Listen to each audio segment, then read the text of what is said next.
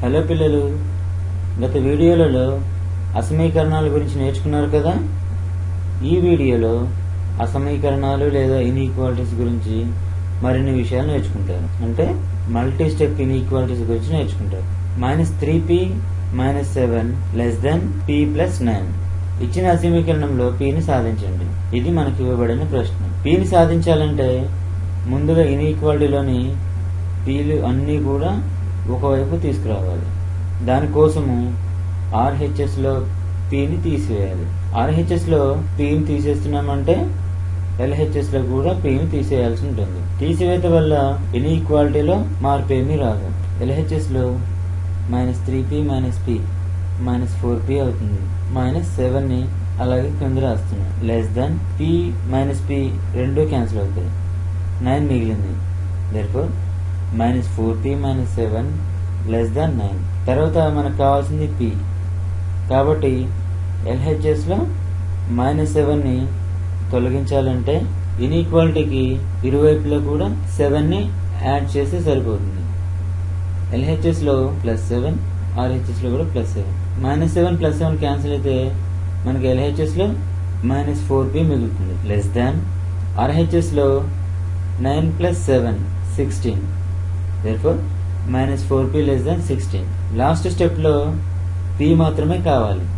కాబట్టి ఇన్ఈక్వాలిటీని ఇరువైపులా -4 చే భాగించాలి. LHS లో -4 చే భాగిస్తే లవహారాలలో -4 క్యాన్సిల్ అవుతుంది మరియు మనకు p మాత్రమే మిగులుతుంది. RHS లో చూస్తే 16 / -4 మనకు -4 మిగులుతుంది. కానీ ఇక్కడ ముఖ్యంగా గుర్తుంచుకోవాల్సిన విషయం ఏమిటంటే మనం ఇక్కడ అసమీకరణాన్ని సాధిస్తున్నాం, సమీకరణాన్ని కాదు. -4 చే భాగిస్తున్నాం కాబట్టి మనకు లెస్ దాన్ గుర్తు కాస్త గ్రేటర్ దాన్ గుర్తుగా మారుతుంది. p < -4 అవుతుంది. ఇప్పుడు p యొక్క సొల్యూషన్ సెట్ ని సంఖ్యారేఖపై అంటే నెంబర్ లైన్ పై గుర్తిద్దాం. సంఖ్యారేఖను గీస్తున్నాను. ఇది -5 -4 -3 -2 -1 0 1 ఇలా కుడివైపు కొనసాగుతూ ఉంటుంది. p అనేది -4 కంటే పెద్దది. p < -4. కాబట్టి సంఖ్యారేఖపై -4 ని ఓపెన్ సర్కిల్ లో పెడుతున్నాము. p < -4 అంటే -4 కంటే పెద్దవైన సంఖ్యలన్నీ కూడా అసమీకరణాన్ని తృప్తిపరుస్తాయి. 3.999 అయినా ఇన్ఈక్వాలిటీని సాటిస్ఫై చేస్తుంది, కానీ -4 మాత్రము అసమీకరణాన్ని సాటిస్ఫై చేయదు. కొన్ని వాల్యూస్ ని తీసుకొని అసమీకరణాన్ని పరిశీలిద్దాం. ఉదాహరణకు -3 ని తీసుకుందాం. -3 ఇది -4 కంటే పెద్దది కాబట్టి అసమీకరణాన్ని సంతృప్తి పరచాలి. చూద్దాం. ఇచ్చిన అసమీకరణంలో -3 ని ప్రతిక్షేపిస్తే -3 of -3 -7 -3 + 9. -3 × -3 +9 -7. 9 - 7 2 అవుతుంది. -3 + 9 అంటే 6 అవుతుంది. అంటే 2 < 6. ఇది ట్రూ. అంటే ఇన్ఈక్వాలిటీని -3 సాటిస్ఫై చేసింది. -4 కంటే చిన్న వాల్యూని తీసుకున్నాను. చూద్దాం ఏమవుతుందో. -5 ని తీసుకుంటున్నాను.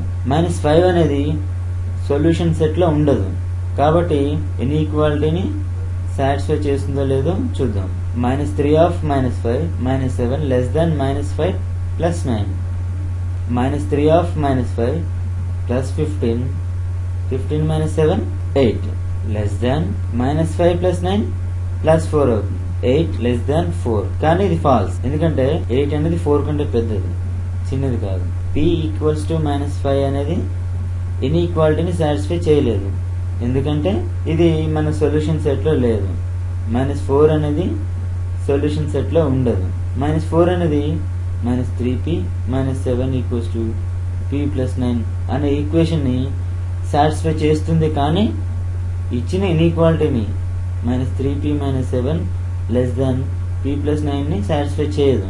-4 ని -3p - 7 = p + 9 లో సబ్స్టిట్యూట్ చేసి చూద్దాం. -3 of -4 -7 = -4 + 9. -3 × -4 +12 12 మైనస్ 7 5 అవుతుంది. RHSలో -4 ప్లస్ 9 అంటే ప్లస్ 5 అవుతుంది. అంటే 5 = 5. ఇది సత్యం. -4 అనేది రిలేటెడ్ ఈక్వేషన్ సాటిస్ఫై చేసింది, కానీ -3p - 7 <7 + 9 ని సాటిస్ఫై చేయదు. -4ని ఇచ్చిన ఇన్ఈక్వాలిటీలో సబ్స్టిట్యూట్ చేస్తే సాటిస్ఫై చేస్తుందో లేదో చూద్దాం. సింపుల్ గా ఈక్వల్ టు ప్లేస్ లో లెస్ దాన్ పెట్టి చూద్దాం. లెస్ దాన్ 5 ఇది అసంభవం, ఫాల్స్ అవుతుంది. 5 అనేది 5కి సమానం అవుతుంది, కానీ 5 కంటే తక్కువ అవుతుంది. కాబట్టి -4 అనేది సొల్యూషన్ సెట్ లో ఉండదు. అందుకని -4కి ఓపెన్ సర్కిల్ పెట్టాను. -4 అనేది కేవలం బౌండరీ పాయింట్ మాత్రమే. అర్థమైంది కదా? ఇన్ఈక్వాలిటీని ఎలా సాధించవచ్చో నెక్స్ట్ వీడియోలో మళ్ళీ కలుద్దాం.